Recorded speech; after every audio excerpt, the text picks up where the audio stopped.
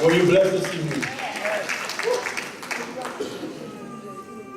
I just met Andrew today when he arrived, and Steve and I spoke over the phone a few weeks ago, and he briefly told us about what's going to happen, and he sent me Andrew's link to his website and YouTube, and I watched a few of the videos, and I knew it was going to be good.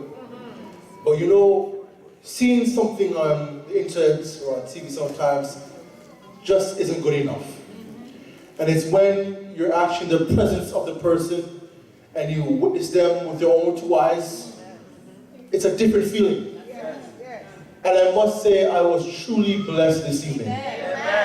I'm inspired, and I hope you were blessed as well.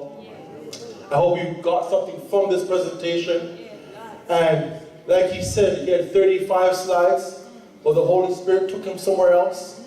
And I hope we can bring him back to do the other 34. But I was really blessed, honestly.